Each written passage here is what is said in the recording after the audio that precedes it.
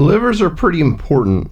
It's right in the name, because without a well-working liver, you're definitely going to be a deader. I get some pretty amazing comments from viewers of the channel.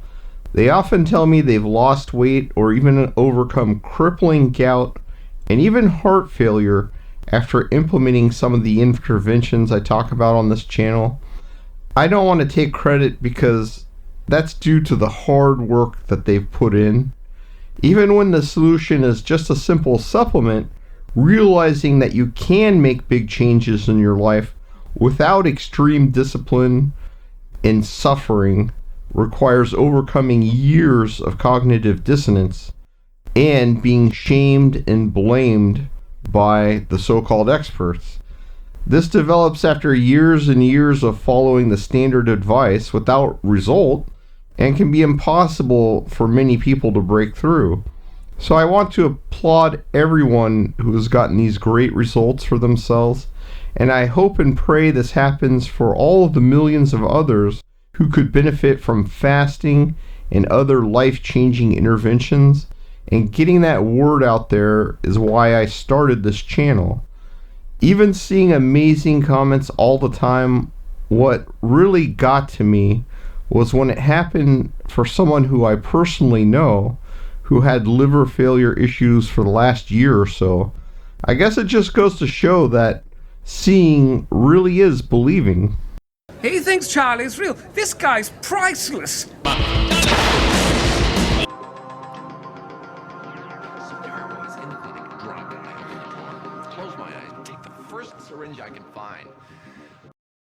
This video is going to be a little different than usual because I'm going to put up comments people have made about the results within the video. I wish I had collected more of them, and some others were lost when my old computer crashed, but I'll sprinkle a few here and there throughout the video and maybe post some relevant studies before or after some of the comments. Video editing takes a lot of time, including hunting down the right thing or the right place to put it, so I probably won't go too crazy with the editing though. 35 minutes in one go, with no interval. Well, a short interval, but then another half an hour. Do you think you have what it takes? Yes, I do. Part of why I wanted to make this video is to let it serve as a warning. The person in question is a good friend of a friend of mine who I met a few times before she became ill. The most likely reason she went into liver failure was that she was taking a medication for arthritis that causes liver issues over time. In fact, it is only supposed to be taken for a few months at a time because it's so dangerous. Unsurprisingly, her doctor did not follow this rule, which seems very typical since I've seen this kind of thing over and over again. So she slowly got sicker and sicker and eventually went into liver failure with extreme cirrhosis. Interestingly, I just came across a study on methylene blue stopping the progression of osteoarthritis in animal experiments. A longtime commenter named Chaz told me his wife had overcome knee issues after a torn meniscus by taking methylene blue, and that led me to look in this direction, so thank you, Chaz. So if you have arthritis or other inflammatory issues, that may be something to look into, and I have a video on that which I will put in the closing part of the video. In fact, everyone should consider methylene blue in small doses because it's going to help you on a cellular level. Since the liver releases both glucose and ketones into the bloodstream to give us the energy that we need throughout the day, one of the biggest signs of liver issues is lack of energy. An unhealthy liver just can't keep your energy levels steady like it's supposed to, and generally the worse off that your liver is, the more sluggish you're going to feel. It's also going to be more difficult to fast because you can't get enough energy from the liver. So if you have problems with your energy levels, you may want to look at the liver first and try cutting down the carbs and doing some fasting, and there's a lot of supplements that can help for that as well. Just keep in mind, both of these can initially drain your energy a bit due to electrolyte loss as you go into so-called keto flu, as your insulin goes down. Caffeine might give you a temporary boost, but it spikes cortisol, and this makes things much worse in the long run. Getting your liver in good shape is the real way to combat energy issues, and I think that is one reason people feel so much more energetic after fasting for a while, or if they do very low carb for long periods. Actually, eating liver is also going to help here. Not everyone likes the taste, but in time, you may come to relish it. I hope you relish it as much as I. With some fava beans and a nice Chianti.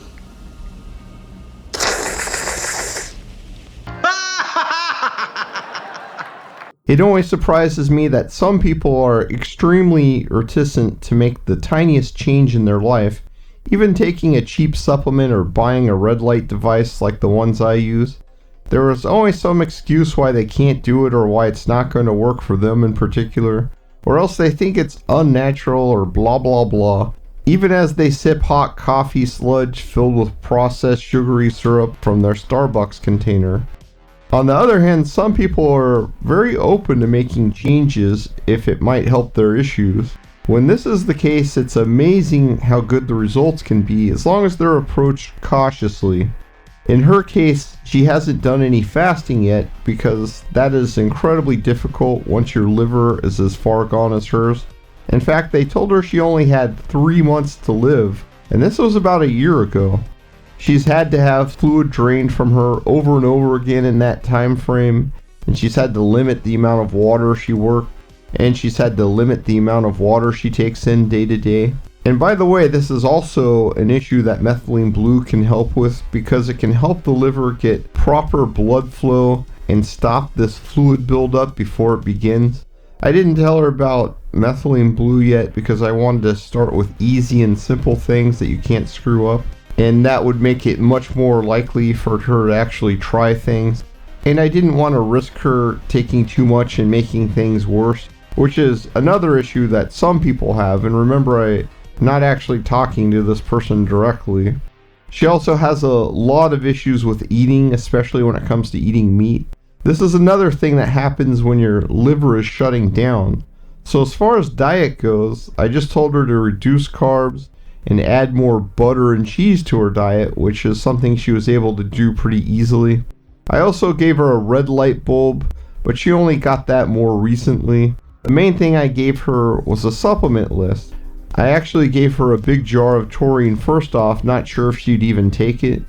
And when I learned she was taking it and used it all up, I sent her jars full of some of the other supplements and instructions on how to use them. If you've been watching the channel for long, most of them are going to be familiar. 3 grams glycine, 3 grams taurine, 1 gram L-cysteine, 3 grams Betaine Anhydrous, aka TMG, 3 grams AAKG, 250 milligrams bilberry powder, 500 milligrams Hyaluronic acid, 1500 milligrams of Inositol. Personally, I take more of the taurine and the glycine, which I show in the description, but I didn't want to overwhelm her with too much powder at once. She takes it split up through the day about an hour after meals, and aside from the Betaine Anhydrous, you could safely take much larger doses of each of these if you wanted to. And personally, if I had liver failure, I definitely would. Pills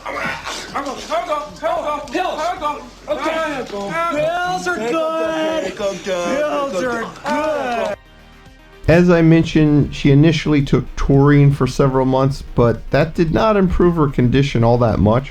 On the other hand, the doctor said she had only a few months to live at the time, so maybe that's what kept her hanging on.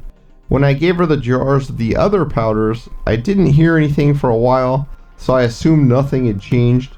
While all those supplements should help your liver in theory, she was in very bad shape by that time, and even had to go into the hospital and get surgery due to internal bleeding.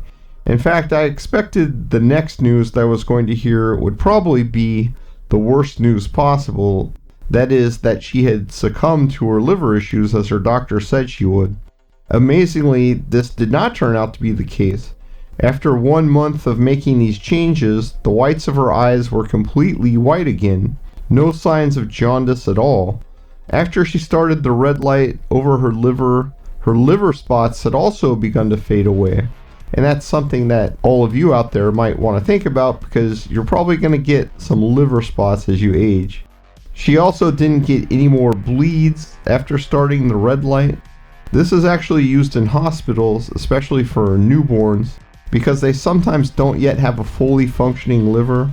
Red light helps the liver break up bilirubin, and when your liver is not working well, this builds up all over the body. This creates liver spots, and much worse, it can also lead to brittle blood vessels, and these crack and lead to internal bleeding, and this is what usually actually proves fatal when you have liver failure. She's not 100% back to normal yet, but she's doing much better than before. Her liver specialist also says everything she's doing is a good idea too. Yep. And we're going to live. I just thought I would share this. Maybe it can help a few more people out there. And if nothing else, I felt it was not only gratifying to see someone recover from such a serious condition where the doctors said she would die without a transplant, but I also found it very fascinating, especially in someone who I personally know and can get at least some regular updates from, instead of shooting out ideas and not necessarily ever hearing from the person again, or even finding out if they even did any of those things. Hopefully you guys found it interesting too, and it just goes to show you don't need thousands and thousands of dollars or extreme discipline or extreme time commitment to make positive changes to your health. Though if you wanted to send me some of that money instead of to your doctors, then I wouldn't complain. A transplant is a lifelong commitment, and you want to avoid that route if it's humanly possible. Though sometimes if you have an issue like Wilson's disease, you really have no choice. The liver is particularly resilient, so you have a very good chance of reversing the damage without what most people would call extreme measures, such as a zero-carb diet or lots of fasting. And implementing those might actually be pretty difficult when you have extreme liver failure, so it's better to do it now before you get to that point. And remember, as the subject of this video found out, just because a miracle surgery can save you doesn't mean you're actually going to get it. If you're over 50 or you're too sick or you have pre-existing issues, they're not going to give you a liver. Not even if you already have a donor lined up like she did, because they're going to tell you that you're just too sick to survive the surgery. Forget it. We can't give a liver to a woman this sick. Do you listen to what you're saying? Livers are important, Cuddy. Can't live without them. Hence the name.